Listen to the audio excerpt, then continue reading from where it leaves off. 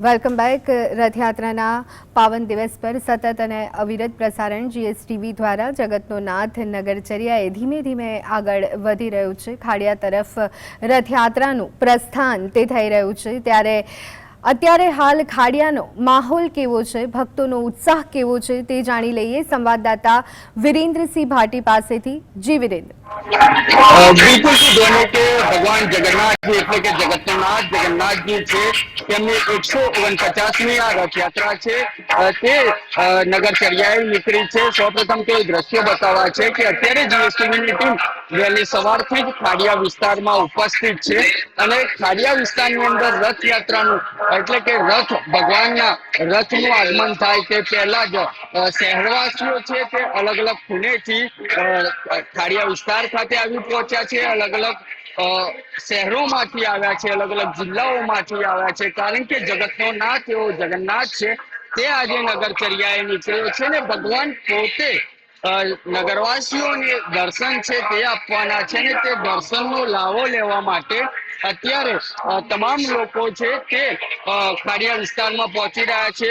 વહેલી સવારે 7:15 થી 7:30ના અરસામાં ગજરાજ હોય કે ભગવાનના રથ હોય તેમનું આગમન છે તે થઈ ચૂક્યું હતું અને પોતાની જગ્યા છે તે લઈને અત્યારે ખાડિયા વિસ્તારની અંદર તમામ લોકો ઉપસ્થિત થયા છે અને તેમના દ્વારા ભગવાનના રથની આતુરતાપૂર્વક રાહ જોવાઈ રહી છે। સ્થાનિક લોકો છે ભગવાનના દર્શન કરવા આવ્યા છે, તેમની સાથે ચર્ચા કરીશું। કેશો બા, શું નામ છે તમારું?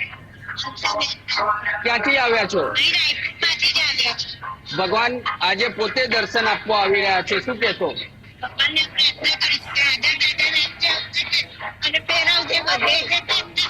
કેમ કે અત્યાર સુધી આપણે મંદિરે જતા હતા પરંતુ અત્યારે ભગવાન પોતે આવી રહ્યા। કેટલા વર્ષથી આવો છો આ રીતના? શું વાત છે? બિલકુલ મેં આપની સાથે છે તેમની સાથે ચર્ચા કરી છે। શું નામ છે આપનું? વર્ષાબેન, ભગવાન આજે પોતે દર્શન કરવા આપવા આવી રહ્યા છે અને સમગ્ર નગરચર્યાએ નીકળ્યા છે। ભગવાન નગરચર્યાએ નીકળ્યા છે, શું કહેશો? કેમ કે અત્યાર સુધી તમે મંદિરે જતા હતા પરંતુ આજે ભગવાન પોતે આવી રહ્યા છે, કેટલો ઉત્સાહ! ફેમિલી સાથે આવો છો? ફેમિલી સાથે બિલકુલ જી। તો આ તમામ લોકો છે તે ભગવાનના દર્શન માટે આવી પહોંચ્યા છે। સીધા બીજા પણ એ દ્રશ્યો બતાવવાની કોશિશ કરીશ કે આ ખાડિયા વિસ્તારના દ્રશ્યો છે અને ભગવાન જયારે નગરચર્યાએ આવી રહ્યા છે ત્યારે ખાડિયા વિસ્તારની અંદર એક હર્ષોલ્લાસ છે તે જોવા મળી રહ્યો છે।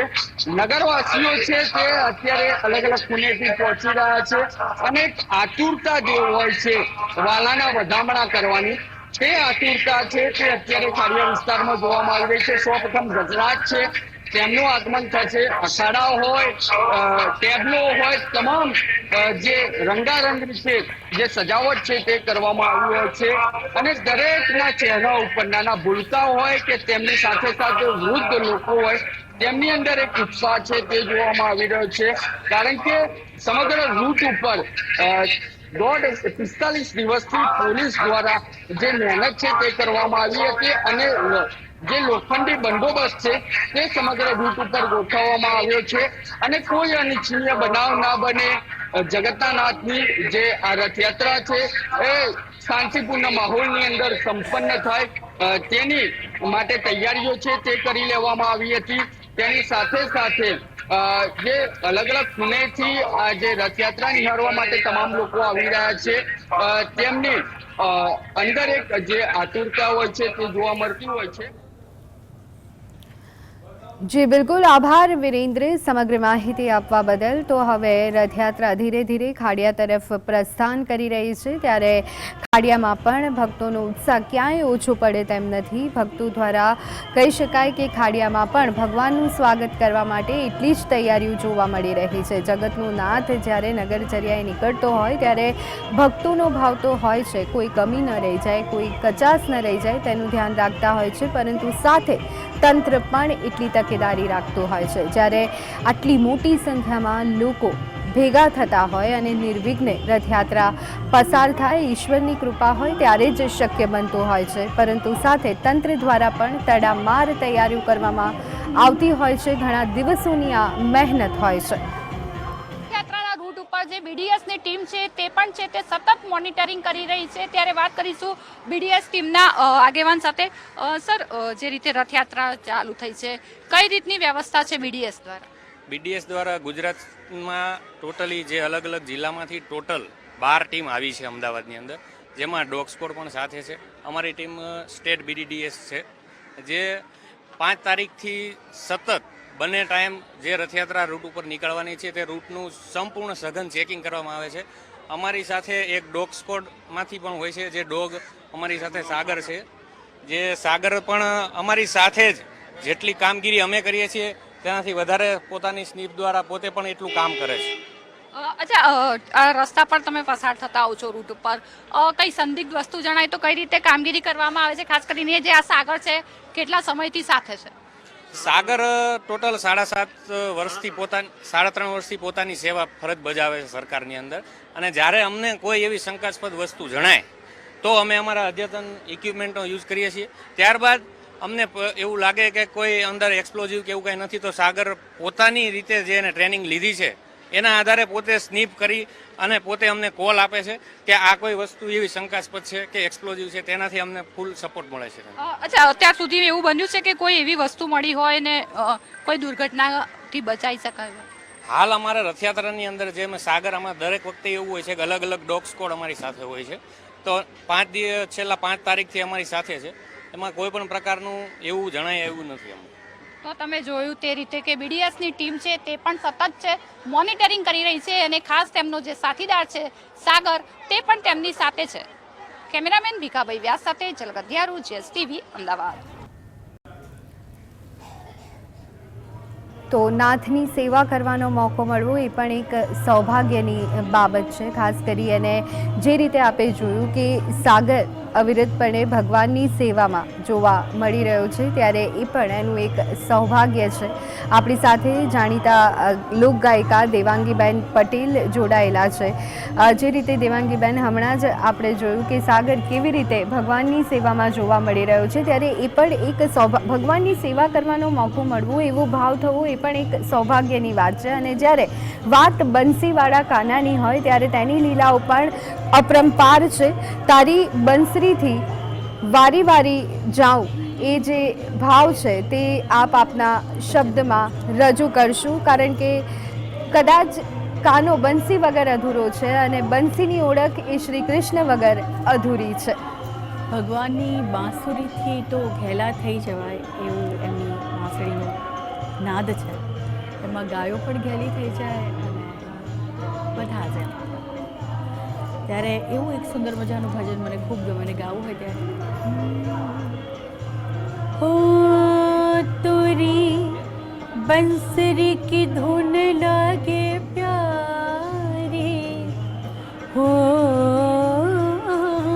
તોરી બંસરી કી ધૂન લાગે પ્યારી, હો કાના હે લાલા વાલા બંસરી पे जाऊं वारी वारी, हो काना બંસરી पे जाऊं वारी वारी, हो तोरी બંસરી की धुन लागे प्यारी, हो तोरी બંસરી की धुन लागे प्यारी, हो काना બંસરી पे जाऊं वारी वारी, ओ मैं तो जाऊं वारी वारी वारी, हो काना બંસરી पे जाऊं वारी वारी, हो सासू हठीली मारी नणदी नठारी, नणदी नठारी मारी नणदी नठारी, सासू हठीली मारी नणदी नठारी, હું મોરો દેવરિયો દેવ મોરી ગારી, હો મોરો દેવરિયો કર્યો દેવે મોરે કારી ઓ કાના બંસરી पे जाऊँ वारी वारी ओ मैं जाऊँ वारी बंसरी पे जाऊँ वारी वारी विष का प्याला राणा जी ने भेजा राणा जी ने भेजा वाला राणा जी ने भेजा ये विष ने अमृत करनारी हो विष ने अमृत करनारी हो काना बंसरी पे जाऊँ वारी वारी हो काना बंसरी पे जाऊँ वारी वारी। क्या बात है। કૃષ્ણની બંસરી જેવો જ મીઠો સૂર દેવાંગીબેનનો રથયાત્રાનો પાવન દિવસ અને સાથે બંસરી જેવો સૂર દેવાંગીબેનનો આપણી સાથે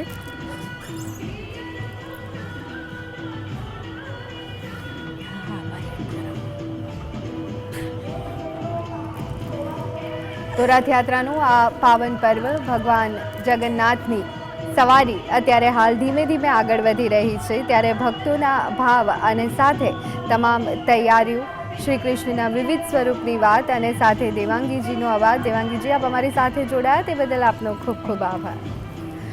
તો રથયાત્રાના આ પાવન પર્વ પર પડે પડની અપડેટ જીએસટીવી આપ સુધી પહોંચાડી રહ્યું છે. હવે જે રથ છે તે અત્યારે હાલ ખમાસા પહોંચ્યા છે. ગજરાજ જે છે તે ખમાસા પહોંચ્યા છે અને થોડીક જ વારમાં ભગવાન ખમાસા પહોંચશે. ભક્તોમાં અવિરત ઉત્સાહ જોવા મળી રહ્યો છે. સંસ્કૃતિનો સમન્વય આ રથયાત્રામાં જોવા મળે છે તો સાથે સામાજિક સમરસતા અને કોમી એકતાનું આ પ્રતીક એટલે રથયાત્રા.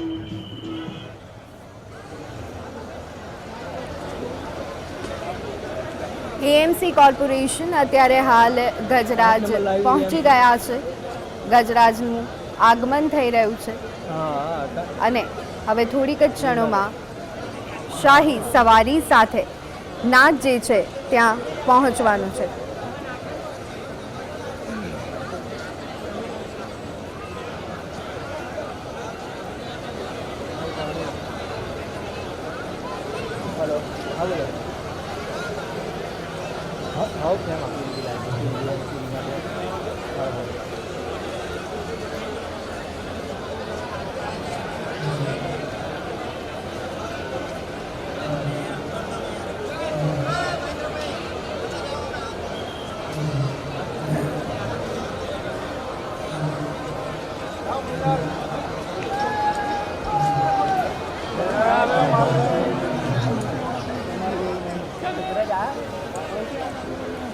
તો હવે રથયાત્રા ધીરે ધીરે આગળ વધી રહી છે. એએમસી કોર્પોરેશન અત્યારે હાલ ગજરાજ પહોંચી ગયા છે અને ભક્તો અત્યારે કહી શકાય કે ભગવાનના દર્શન કરવા માટે ભક્તો અત્યારે આતુર જોવા મળી રહ્યા છે. સાધુ સંતો સાથે આગળ વધતી આ રથયાત્રા અનેક રીતે આ રથયાત્રા ખાસ છે. સંસ્કૃતિનું સમન્વય, સામાજિક સમરસતા અને કોમી એકતાનું ઉદાહરણ ખીચડા અને મગપ્રસાદનું કહી શકાય કે લોક જીવનમાં શું મહત્વ છે એ પણ આ રથયાત્રા પરથી સમજવા જેવી બાબત છે. લોકગીતો અને દુહાઓની સરવાણી સાથે આગળ વધતી આ રથયાત્રા તો તેની સાથે જ કહી શકાય કે કૃષ્ણના જીવન પરથી શીખવા જેવી અનેક બાબતો, ભાઈ બહેનનો પ્રેમ, દોસ્તીનો સાચો અર્થ, આ એક રથયાત્રા પરંતુ ઘણા બધા સંદેશ આપી અને જાય છે. લોકો અત્યારે હાલ ભગવાનના દર્શન કરવા માટે આતુર જોવા મળી રહ્યા છે. વહેલી સવારથી જ રથયાત્રાના માર્ગ પર માનવ મહેરામણ ઉમટી પડ્યું છે. કદાચ શારીરિક રીતે અસ્વસ્થ વ્યક્તિ હોય કે નાનું બાળક હોય, સૌ કોઈ ભગવાન માટે અત્યારે હાલ આતુર જોવા મળી રહ્યું છે અને ભગવાનના દર્શન કરવા માટે ઉત્સાહિત જોવા મળી રહ્યું છે. કદાચ શરીર સાથ નથી આપતું પણ ભગવાન મારા મનની વાત સમજશે અને ભગવાનની એક ઝાંખીથી મારું જીવન ધન્ય થઈ જશે.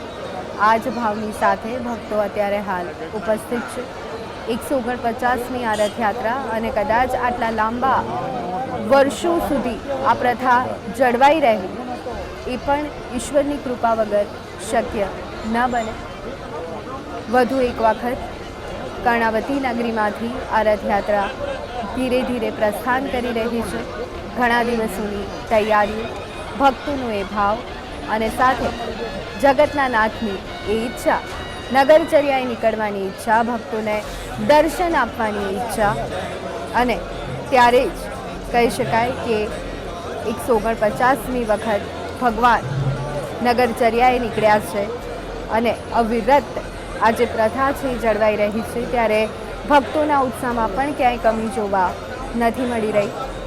ગજરાજ, અખાડા, રથ, અનેક ટ્રકો, આ તમામ બાબતોની સાથે આગળ વધતી આ રથયાત્રા.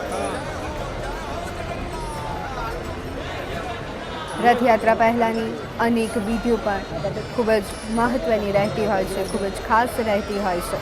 નગરનું સેવક પોતે પહેલ વિધિ કરતો હોય છે અને ત્યારે તેનું પણ એક વિશેષ મહત્ત્વ રહેલું છે. ગજરાજ છે તેમને પણ શણગારવામાં આવ્યા છે, કારણ કે ગજરાજનું મૂલ્ય પણ ઓછું નથી. ભગવાનની સાથે શાહી સવારીમાં ગજરાજ નીકળ્યા છે ત્યારે તે સમજવું પણ એટલું જ જરૂરી છે.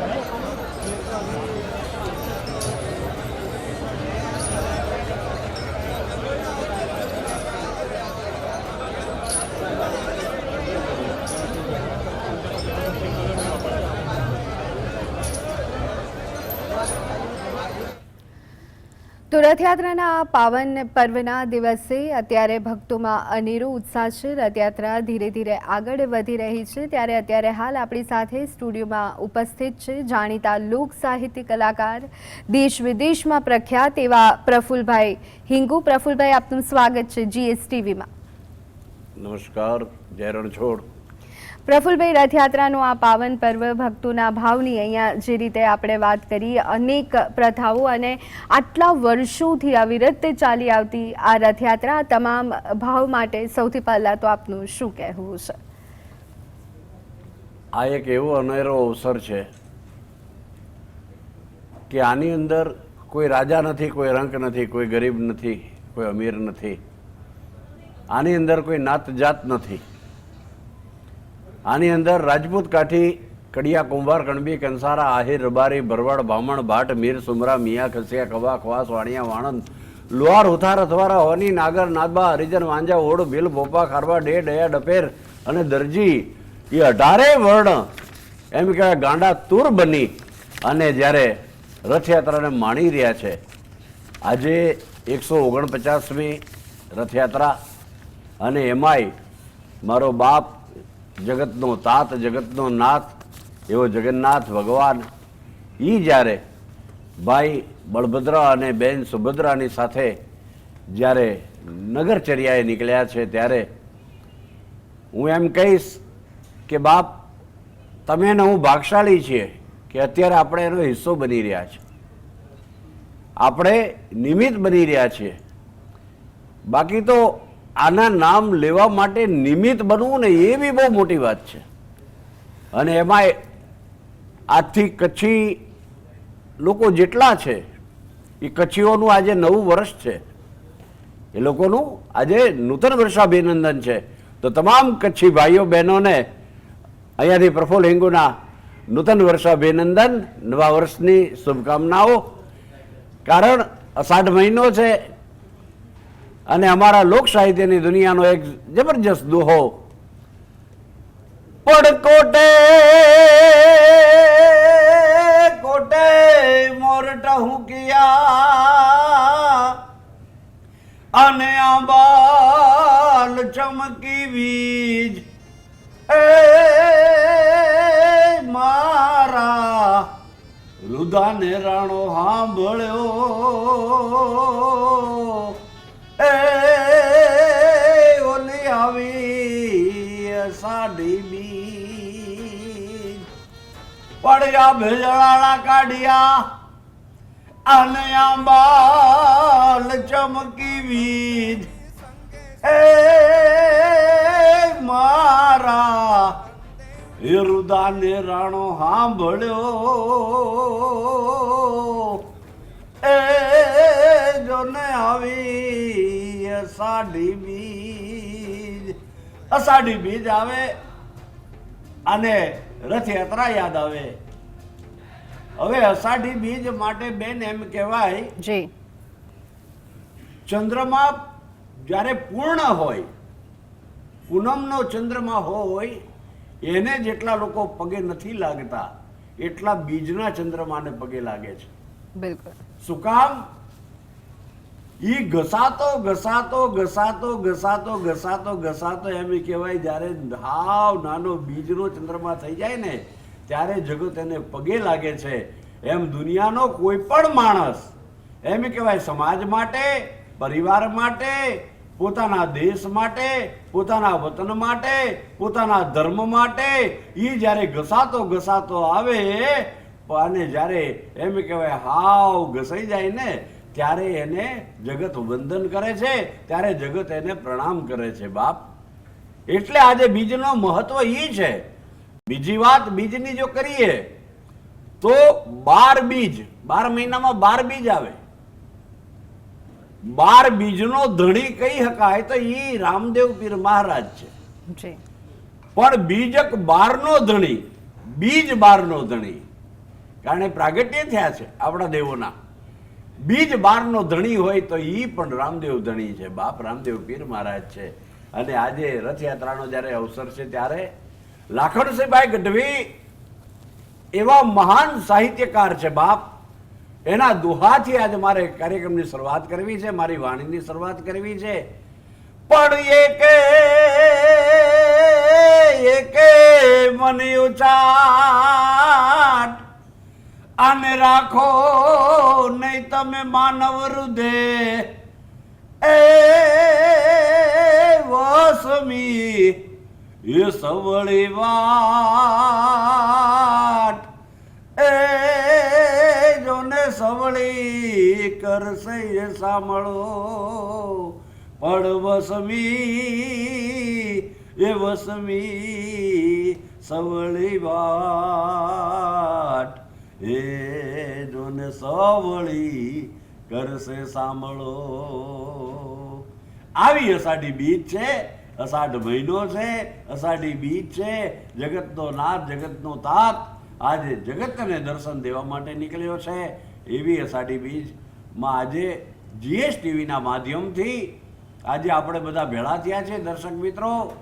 અને હું તો વર્ષો વર્ષ કહેતો આવ્યો છું કે બાપ GSTVના માધ્યમથી તમને જે સાંભળવા મળશે એ કદાચ બીજા માધ્યમથી સાંભળવા નહીં મળે મારો બાપ. એવું આ GSTVનું માધ્યમ છે. તમામ કલાકારો, મોટા મોટા કલાકારો, મહાનુભાવો. આમાં કલાકારમાં એક વસ્તુ નક્કી છે કે કલાકારમાં કોઈ નાનો નથી હોતો અને કોઈ મોટો નથી હોતો. કારણ બધું બધાને આવડતું નથી ને બધું બધા માટે હોતું નથી. બિલકુલ. બધું બધાને આવડતું નથી, બધું બધા માટે હોતું નથી.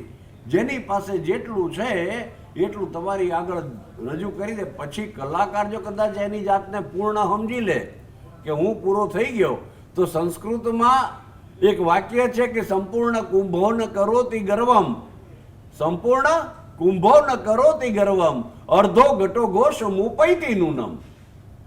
કે પૂરો ભરાયેલો ઘડો ક્યારેય છલકાય નહીં, પણ અડધો ભરાયેલો ઘડો હોય ને એ છલકાય બહુ. અત્યારે અડધા ઘડા બહુ વધી ગયા છે, સમજે, જે વારંવાર છલકાયા કરે. અને બાપ જે પૂર્ણ છે એને તો વાંધો જ નથી. હા, કારણ આમાં શું છે, ભરેલી બંદૂક હોય ને એનાથી સામેવાળાને જ બીવાનું, પણ ખાલી બંદૂક હોય ને એનાથી બેય બીવે, પોતે બીવે ને સામેવાળો બીવે. એટલે ભરેલી બંદૂકને વાંધો નથી. આજે વર્ષોથી આ ક્ષેત્રની અંદર પછી અમારે તો તમામ દેવોના ગુણગાન ગાવાના હોય.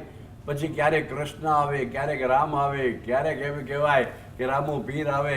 આ બધુંય હોય, તમામ દેવી દેવતાને અમે યાદ કરતા હોઈ. અને ક્યાંક ને ક્યાંક અમારી એ સાંભળી લે છે ઉપરવાળો, અને ક્યાંક એવો સૂર લાગી જાય ક્યાંક એવો શબ્દ લાગી જાય અને શબ્દ લાગે એટલે શબ્દ હાર હૈ શબ્દ પાર હૈ શબ્દ કી ઢગ ઢેરિયા, શબ્દ હાર હૈ શબ્દ પાર હૈ શબ્દ કી ઢગ ઢેરિયા, જો શબ્દ કી खोज करे वो ही सतगुरु हमेरिया, એને શબ્દ સંભાળ કર બોલીએ શબ્દ કો હાથ નહીં પાવ, એક શબ્દ ઔષધ દિए दूजो दिए गाव, શબ્દ સંભાળ કર બોલીએ શબ્દ કો હાથ નહીં પાવ. મુખમાંથી શબ્દ નીકળે એના પહેલા અંદર વિચાર કરી લેવો જોઈએ કે આ શબ્દ શું અસર કરશે સામે, એવું વિચારીને બોલવું જોઈએ. કારણ ભગવાને જીભ આપી છે એ કોકને ગમે તેવું બોલવા માટે આપી છે, બાકી ગમે તેવું બોલવા માટે ભગવાને આપણને જીભ આપી નથી. એટલે કોકને ગમે એવી મીઠી વાણી, કારણ वाणी के पराक्रम से प्रभाव के लेखनी से सदियों के सोए हुए भाव को जगाते हैं, जिंदा करते हैं जान मुर्दा दिलों में डाल, जब हम काव्य रसुधा धारा बरसाते हैं नूतन ऐसे हजारों रसिकों के दरबारों बीच बांध के समा तो अनोखी छवि छाते हैं, फिर तारे नहीं जाते शशि नहीं जाते रवि नहीं जाते वहां कवि हम जाते हैं, वहां कवि हम जाते हैं. જી બિલકુલ બિલકુલ. અને ભક્તિ રસ વહેડાવવાનો જે આ જીએસટીવીનો પ્રયાસ છે એ કહી શકાય કે આપ જેવા લોક સાહિત્યકારનો સાથ મળે ત્યારે જ જીએસટીવી એમાં સફળ થઈ શકતું હોય છે. તો ભક્તિનો આ રસ આગળ પણ ચાલુ રહેશે. રથયાત્રાનું પડે પડનું અપડેટ આપ સુધી પહોંચાડતા રહીશું, પરંતુ અત્યારે હાલ સમય થયો છે બ્રેક લેવા.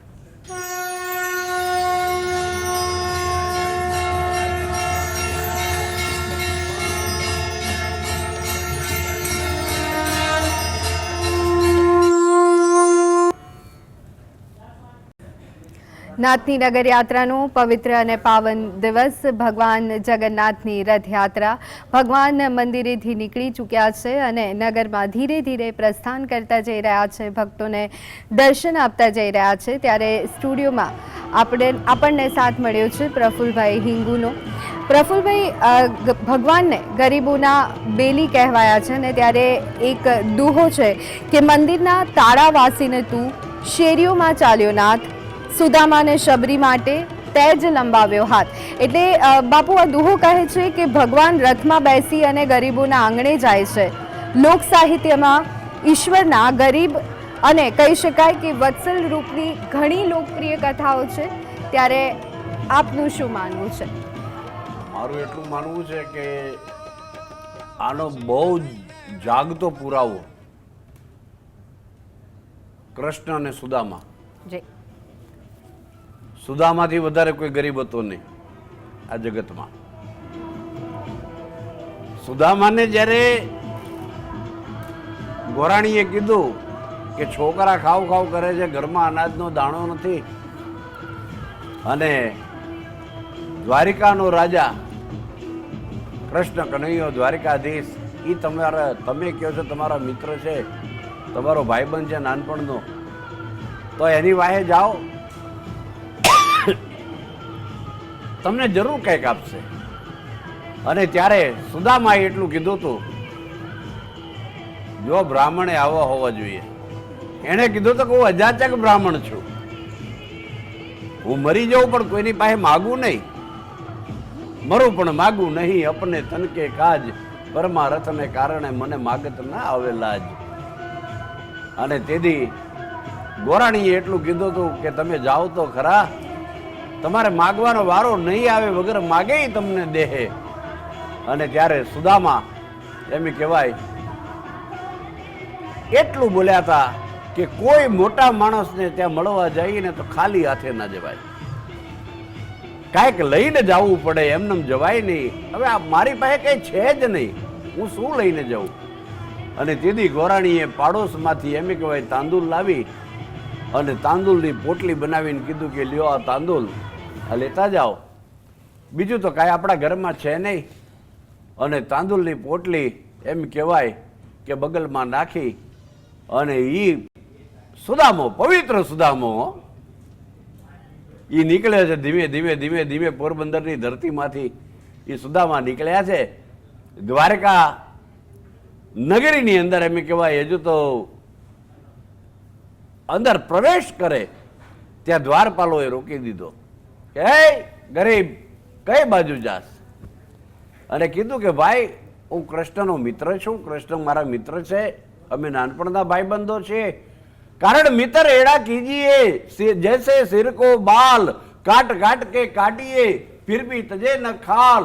मित्र एड़ा कीजिए जैसे कुहारा कोश, पछाड़्या पाणी दिए રુદિયે ન આડે રોષ. મિત્ર એડા કીજીએ. આવા મિત્ર હોય ને એની મજા છે. એટલે એણે ત્યાં કીધું, દાવો કર્યો કે મારા મિત્ર છે કૃષ્ણ અને હું એને મળવા માટે આવ્યો છું. અને ત્યારે દ્વારપાલોએ દાંત કાઢીને એટલું કીધું કે એ ગરીબ, તારી હાલત તો જો, અને તું કૃષ્ણની મિત્રતાનો દાવો કરે છે, આ બની ન શકે. અને ત્યારે સુદામાએ એટલું કીધું કે કાંઈ વાંધો નહીં ભાઈ, તમે ખાલી એને જઈને એટલું કહો કે સુદામા આવ્યા છે, આટલું તમે કહેશો ખરા? તો કે ના ના ના ના, આવા ગરીબને અંદર એન્ટ્રી ન હોય. આ વાત ઉપરથી મને એક સૂફી સંતની વાત યાદ આવે છે કે એક સૂફી સંતને એક રાજાએ જમવા માટેનું આમંત્રણ આપ્યું. એટલે સૂફી સંત, વાળના ઠેકાણા નહીં, કપડાના ઠેકાણા નહીં, મેલા ગેલા કપડા, અને એ જમવા માટે રાજની અંદર ગયા ને, એટલે એ રાજના દ્વારપાલોએ એ સૂફી સંતને ધક્કો મારીને કાઢી મૂક્યા. કીધું કે ભાઈ મને અહીંયા આમંત્રણ આવ્યું છે જમવાનું, કે તમે પ્રસાદ લેવા પધારો, એટલે હું આવ્યો છું. તો કે જા જા ભિખારી, એમ કરીને ધક્કો મારીને કાઢી મૂક્યા. અને સૂફી સંત પોતાની ઝૂંપડીએ ગયા, જઈને બેઠા હતા. સૂફી સંતે વાત કરી બીજાને કે આવું બન્યું મારી સાથે, મને ત્યાંથી ધક્કો મારીને કાઢી મૂક્યો. અને ત્યારે એક જણાએ સલાહ આપી કે આ તમારો દીદાર જોયો છે, આ દીદાર જોયો ને એટલે તમને ધક્કો માર્યો. એક કામ કરો, નવા કપડાં પહેરો, સરસ વાળ બાળ ઓળીને તૈયાર થાવ અને પછી તમે રાજ દરબારમાં જાઓ. સૂફી સંતે નવા કપડાં પહેર્યા અને સરસ તૈયાર થઈ અને રાજની અંદર ગયા. તરત આવકારો આપ્યો અને બરોબર જમવા માટે રાજાની બાજુમાં બેસાડ્યા. એ રાજાની બાજુમાં જમવા માટે સૂફી સંતને બેસાડ્યા. એટલે બધું પીરસાઈ ગયું.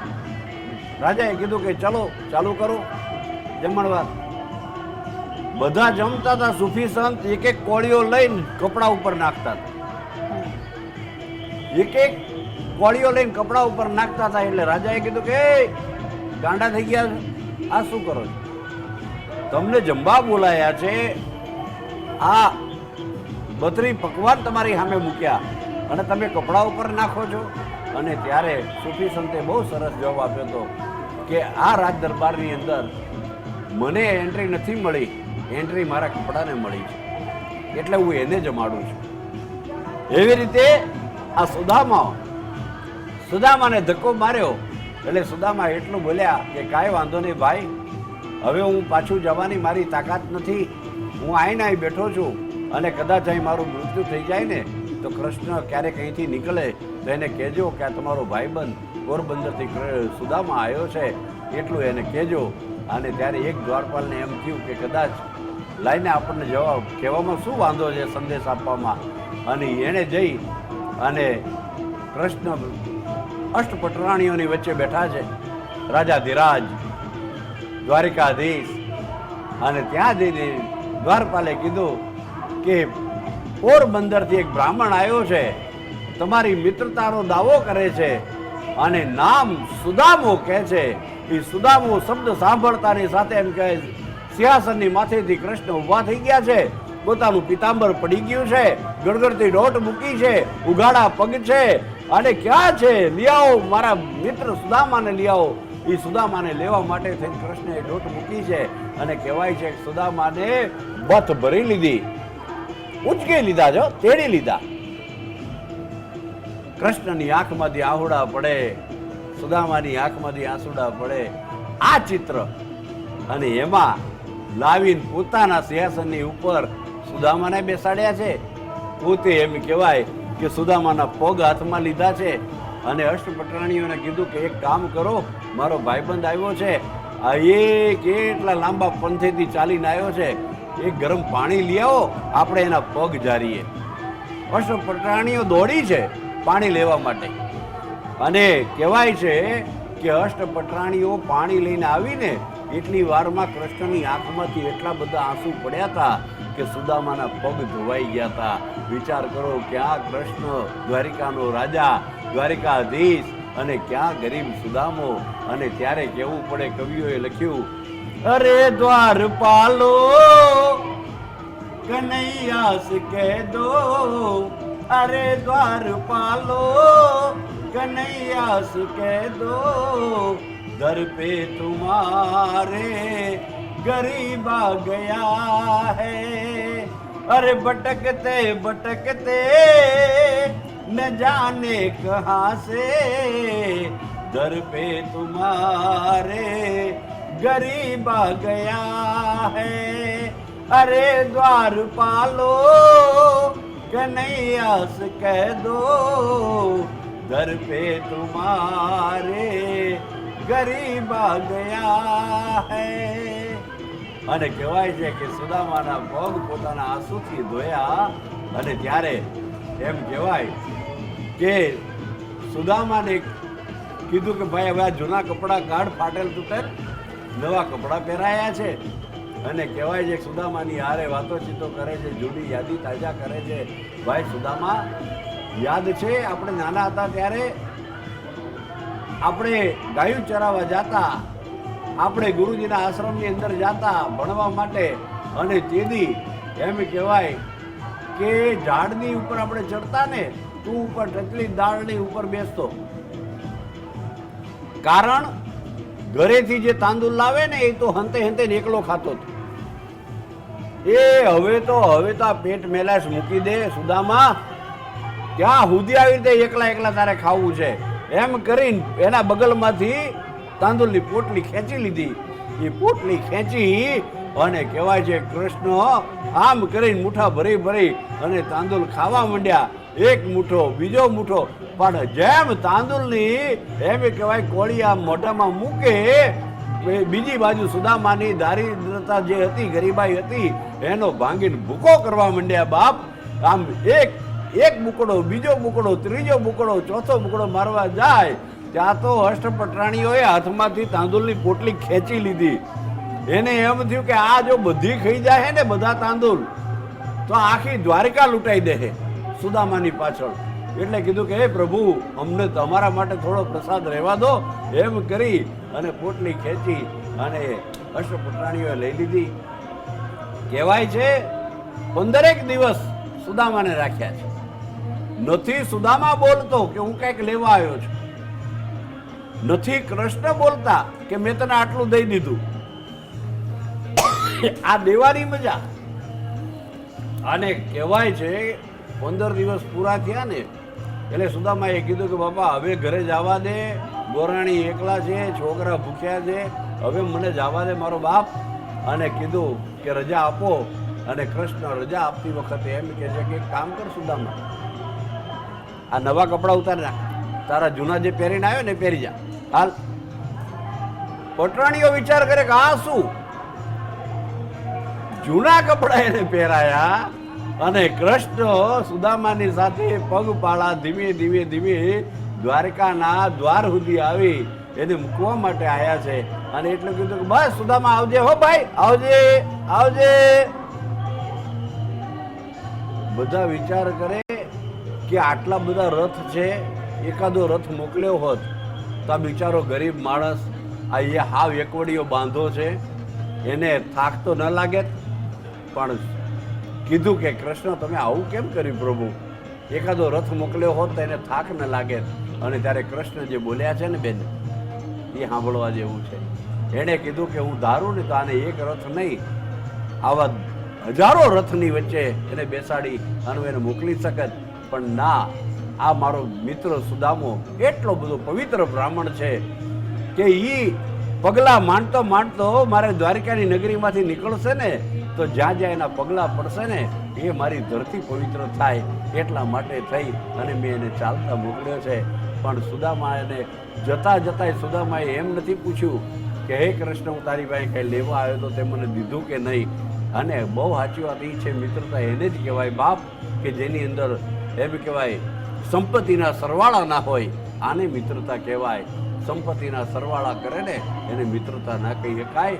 એટલે આ ગરીબોનો બેલી છે, ગરીબોનો ભગવાન છે. એના માટે અમીરોનું ધ્યાન રાખે, પણ એનો હિસાબ એ રાખે. આનો નિયમ છે કે તમે 1 ગણું લેશો તો એ તમારી પાસે 100 ગણું લેશે, તમે 1 ગણું દેશો તો તમને 100 ગણું દેશે. પણ અનીતિનું હશે તો એ તમને દેશે નહીં, લેશે. એટલે આવા કાળિયા ઠાકરને યાદ કરીએ કે બાપ, હે કાળિયા ઠાકર, હે મારા નાથ, હે ભગવાન, આવી રથયાત્રાની અંદર બધાય આવે, મોજ કરે અને બધાયને આશીર્વાદ દેજે મારો બાપ, આખું દેશ સુખી રહે, એવી પ્રાર્થના આપણે બધાય કરીએ. એટલે જ કદાચ કાળિયા ઠાકરને ગરીબોના બેલી કહેવામાં આવ્યા છે. અષાઢી બીજનો આજનો પાવન દિવસ, ત્યારે અષાઢી બીજ અને પ્રકૃતિ વચ્ચેનો સંબંધ પણ પ્રફુલભાઈ ઘણો અનોખો રહ્યો છે. અષાઢી આવે ઝબૂકે વીજળી, ધરતી હરખાય આજ, કાળિયા ઠાકોરના આગમને ખીલે ખેડૂતનું કાજ. સાહેબ, અષાઢી બીજ, ચોમાસું અને રથયાત્રાનો ત્રિવેણી સંગમ પ્રકૃતિની પૂજા સાથે પણ જોડાયેલો છે. અને આ ભાવને આપ કેવી રીતના જોઈ રહ્યા છો? બેન, આમાં એવું છે, અષાઢ મહિનો છે ને, જેઠ મહિનો, આના પહેલા જેઠ મહિનો ગયો. આ વખતે આપણે અધિક મહિનો હતો, બિલકુલ 2 જેઠ હતા. પણ જેઠ મહિનાની અંદર ખેડૂતને ચિંતા ન હોય, ખેડૂત ચિંતા ન કરે. કદાચ આખો જેઠ મહિનો કોરો જતો રહે ને તો એને ચિંતા ના હોય, પણ અષાઢ મહિનાનો 1 દિવસ કોરો જાય ને તો ખેડૂતના, એમ કહેવાય, ખેડૂત ખાલી ખેડૂત નહીં, જગતના તમામ જીવ, એના જીવ તાળવે ચોંટી જાય. અને એના માટે અમારો દુહો છે, પણ જેઠ કોરો જાય તો મારા ખંતમાં એ ખટકો નહીં, એ પણ અષાઢ નો 1 દી એ મને વહમો લાગે વેગળા, પણ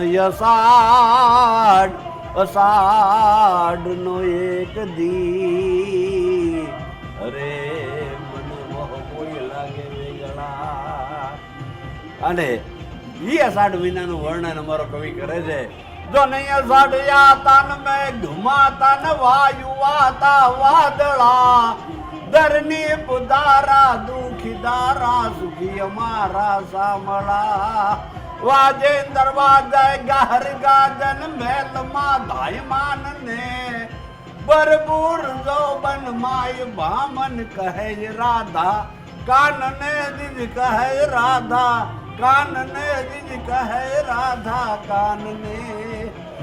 અને હેલી છે ને અષાઢની જ હોય. બિલકુલ. આજે 7-7 દિવસની હેલી મંડાય ને અષાઢમાં મંડાય. પછી આવે શ્રાવણ મહિનો, બરોબર એમ કહેવાય નવખંડ ધરતીને લીલી કરી નાખી હોય. બહુ મથે મનમાં માનવી તેદી વીગો એક પવાય, પણ મારો રઘુવર રીજે રાજડા તેદી નવખંડ લીલો થાય. બહુ મથે મનમાં માનવી તેદી વીગો એક પવાય. અને એમ કહેવાય કે આખી ધરતીને એમ કહેવાય લીલી છમ કરી નાખે. અને પછી શ્રાવણ મહિનો આવે, તહેવારોનો મહિનો આવે, પોતાને જન્મવાનો દિવસ આવે. આ બધાય તહેવારો શ્રાવણ મહિનામાં આવે એટલે આ જગતની બહેનો, માતાઓ, દીકરીઓ સોળે શણગાર સજી અને ઈ કૃષ્ણના ગુણગાન ગાવા માટે નીકળે. જો ને શ્રાવણ સારા ને ધરાઈ દારા ને કઈક તારા કામિની, પેરી પટોળા રંગ ચોળા ભમે ટોળા ભામિની, શણગાર સજીએ રૂપ રજીએ ભૂલ તજીએ ભાનને, ભરપૂર જોબન માય ભામન કહે રાધા, કાનને દીજ કહે રાધા, કાનને દીજ કહે રાધા, કાનને. આવો શ્રાવણ મહિનામાં લોકો એમ કહેવાય કે તહેવારોની મોજ માણશે. પણ આ તો અષાઢ મહિનો છે. મારા નાથને વિનંતી કરીએ, જગતના તાતને વિનંતી કરીએ, જગન્નાથ ભગવાનને વિનંતી કરીએ કે હે બાપ, એવો મન મૂકીને વરસજે બાપ કે ખેડૂત ખેડૂતો જે રાહ જોઈને બેઠા છે એ બધાયના હૈયા હરખાવા માંડે. આવો પ્રેમથી વરસે મારો બાપ, અને એને વિનંતી કરી કે હે મારો બાપ, કોઈનું નુકસાન ન થાય એ ધ્યાન રાખજે. આ જીએસ ટીવીના માધ્યમથી કહું છું, પરમાત્માને વિનંતી કરીએ કે હે મારો બાપ, મન મૂકીને વરસજે. કારણ બહુ સાચી વાત એ છે, એ કવિની બે લીટી મને બહુ ગમે છે કે તમે મન મૂકીને વરસો, માવઠું આપણને નહીં ફાવે. ખલીલ ધંતેજવી કે તમે મન મૂકીને વરસો, માવઠું આપણને નહીં ફાવે, અને એવા દિલથી તમે વરસો, કારણ છૂટા છૂટા ઝાપટા આપણને નહીં ફાવે. હે એટલે હે મારા નાથ, એવા દિલથી તમે વરસજો, કોઈનું નુકસાન ન થાય એ ધ્યાન રાખજો. મૂંગા પહોળાને દાણા મળે અને મૂંગા પહોળાને ચારો મળે એનું ધ્યાન રાખજો મારો બાપ. એ લોકોના જીવને નુકસાન ન થાય એનું ધ્યાન રાખજો. જીએસ ટીવીના માધ્યમથી વિનંતી કરું છું મારો બાપ. જી બિલકુલ, ચોક્કસ. ગરીબોના બેલી ખેડૂતો માટે પણ કહી શકાય કે એક સહારો એવા કૃષ્ણ ભગવાન જગન્નાથ આજે નગરચર્યાએ નીકળ્યા છે. ત્યારે પુરીથી નીકળ્યો નાથ મારો ને આવ્યો ગુર્જર દેશ. ભાષા ભલે બદલાઈ ગઈ પણ ભક્તિનો એ જ છે વેશ.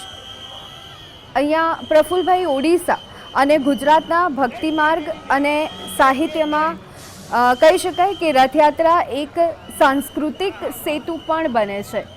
તો એ રીતે આપ આને કેવી રીતના જોઈ રહ્યા છો? સાંસ્કૃતિક દ્રષ્ટિએ ઓડિશામાંથી પણ રથયાત્રા નીકળે અને એ તક કર્ણાવતી નગરને પણ મળે. આ બંને જે કહી શકાય કે સંયોગ અથવા તો સંબંધ, આને આપ કેવી રીતે જોઈ રહ્યા છો? હવે આમાં એવું છે, પહેલી વસ્તુ તો આ જગન્નાથ ભગવાનની જે મૂર્તિ છે ને, આ મૂર્તિ ભગવાન વિષ્ણુ પોતે શયન આસન રાખીને બેઠા છે, એનું રૂવાડું નીકળ્યું, અને રૂવાડું છે એમાંથી લાકડું બન્યું, અને રૂવાડાના લાકડાની અંદરથી આ મૂર્તિ બનાવવામાં આવી છે. હવે જે ભગવાન વિષ્ણુ એ જ છે, કૃષ્ણ એ જ છે, રામ એ જ છે, એક જ અવતાર મેઇન, બરોબર છે. હવે એના રૂવાડાના લાકડામાંથી જ્યારે આ મૂર્તિ બનતી હોય, તૈયાર થતી હોય, નહીં તો વિચાર તો કરો, આપણે કદાચ એકાદો અંગ ના હોય ને તો આપણે ખંડિત કહીએ, વિકલાંગ કહીએ. આ કેવો મારો નાથ, કેવો દેવ છે કે હાથ નહીં, પગ નહીં, અને છતાંય એને જગતનું તાજ, જગતનો નાથ જગન્નાથ કહેવાય. હે, આ જે કોઈ ના કરી શકે ને એ કૃષ્ણ કરી શકે. બિલકુલ, બધા દેવ તમને ઓળખાશે, 33 કરોડ, પણ એક કૃષ્ણ એવો છે, કૃષ્ણ ઓળખાય નહીં, સમજાય નહીં. જે કોઈ ના કરી શકે એ કૃષ્ણ કરે. તમે જોઈ લો, દડો છે એ કદાચ રબરનો હોય, લાકડાનો હોય, ચિત્રાનો હોય, ગમે તે હોય, પાણીમાં નાખો ને એટલે તરે, ડૂબે નહીં, બરોબર? બિલકુલ. આને ડૂબાડ્યો, આણે દડો પાણીમાં ડૂબાડ્યો અને પછી નાગદમન થયું. હવે વિચાર કરો, વાંસળી વગાડે જ્યારે મીઠા મીઠા સુર, ત્યારે આખા વિશ્વને ઘેલું લગાડે. ઈ રાધાએ જ્યારે એને કેડેથી વાંસળી ખેંચી લીધી, પછી એને કોઈ દિવસ વાંસળી નથી વગાડી. જ્યારે ગોકુળ મૂકીને કૃષ્ણ જતા હતા ને, ત્યારે રાધા છેલ્લે મળવા આવ્યા, એટલે બીજું કાંઈ બોલ્યા નથી. એની કેડેથી વાંસળી ખેંચી લીધી, અને પછી કૃષ્ણ જીવ્યા ત્યાં સુધી કૃષ્ણએ વાંસળી નથી વગાડી. પછી યુદ્ધનો શંખ વગાડ્યો છે કુરુક્ષેત્રના મેદાનમાં. હવે વાંસળી પણ વગાડી શકે, યુદ્ધનો શંખ પણ ફૂંકી શકે એ કૃષ્ણ. બીજી વાત કે ગોપીઓના ચીર ચોરી પણ શકે, અને ભરી સભાની અંદર દ્રૌપદીના ચીર પૂરી પણ શકે એ કૃષ્ણ કનૈયો. કે આજે ભરી સભાની અંદર જ્યારે દ્રૌપદીના ચીર જોટાતા હતા, અને ત્યારે દ્રૌપદી બધાય મહાન દાતા જે બેઠા હતા બધાની સામે જોઈને એટલું કહેતી હતી. દાદા ભીષ્મની સામે જોયું, કૃપાચાર્યની સામું જોયું, પાંડવોની સામે જોયું, બધાની સામે જોઈને એટલું કહેતી હતી કે શું બેઠા હવે હું તો પસ્તાવું છું, થાંભલા આપના એની પુત્ર વધુ થાવું છું. હે કે શું બેઠા હવે હું તો પસ્તાવું છું. કારણ દ્રૌપદી જેની સામે જોવે ને કે હે દાદા બચાવો, અને તીધી એની નજર નીચી થઈ જાય, માથું નીચું થઈ જાય. એટલે કીધું કે શું બેઠા હવે હું તો પસ્તાવું છું, થાંભલા આપના એની પુત્ર વધુ થાવું છું. અરે પાપિયા ચોટલા ઝાલીને ઢહેડશે, અને આ બધાય બેઠા બેઠા મોટા મોટા પાટલા ઢાળી અને પરખશે. મને ખબર નહોતી કે આ 5 મેં ધાર્યા ને એ 5 આવા નમાલા નીવડશે. શું બેઠા હવે હું તો પસ્તાવું છું, થાંભલા આપના એની પુત્ર વધુ થાવું છું. અને તેથી એમ કહેવાય એ દુશાસન જ્યારે આમ કરી અને ચીર જોડતો હતો એમાં છેલ્લી ગાંઠ હતી. પાછી દ્રૌપદી એ વખતે રજસ્વલા હતી. એ છેલ્લી ગાંઠ જ્યારે ખેંચાવાની તૈયારી થઈ અને ત્યારે દ્રૌપદીએ બધાયને વિનંતી કરી, બધાય નીચે જોઈ ગયા. પછી છેલ્લે કનૈયાને યાદ કર્યો કે એ હરી અબ આય હરી મમ ક્યું ન મરી જનની તન મેં, એ હરી અબ આય હરી મમ ક્યું ન મરી જનની તન મેં. અને તેથી કૃષ્ણ કનૈયો એમ કહેવાય કે દ્રૌપદીના મુખમાંથી નીકળ્યું કે રે કનૈયા હવે લાજ બચાવજે. ક કહેતા વૈકુંઠમાંથી ઊભો થયો, ન કહેતા પહોંચી ગયો, અને ય કહેતા કહેતા તો એમ કહેવાય 999 ચીર પૂરવા માંડ્યો.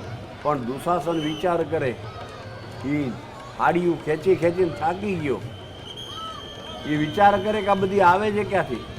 નારી હે કે સારી હે, સારી હે કે નારી હે, नारी है कि सारी है, सारी है कि नारी है, नारी नहीं सारी नहीं, तो ये कौन? ये बाके बनवारी है, ये बाके बनवारी है.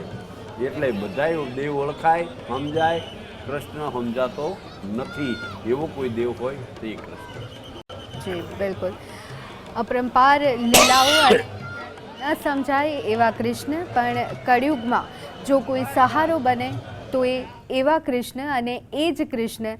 ત્યારે કૃષ્ણનું સ્વરૂપ ભગવાન જગન્નાથ અત્યારે હાલ નગરચર્યાએ નીકળી રહ્યા છે. રથયાત્રા ધીરે ધીરે આગળ વધી રહી છે. ભક્તો દર્શન કરી ધન્યતા અનુભવી રહ્યા છે. તો આગળના વિસ્તારોમાં ભગવાનની કહી શકાય કે આગતા સ્વાગતા કરવા માટે, તેમનું સ્વાગત કરવા માટે ભક્તો તલપાપડ જોવા મળી રહ્યા છે. રથયાત્રાનું કહી શકાય કે પડે પડનું પ્રસારણ GSTV આપ સુધી પહોંચાડતું રહેશે. પરંતુ અત્યારે હાલ સમય થયો છે એક બ્રેક લેવાનો. આપ જોતા રહો GSTV ન્યૂઝ.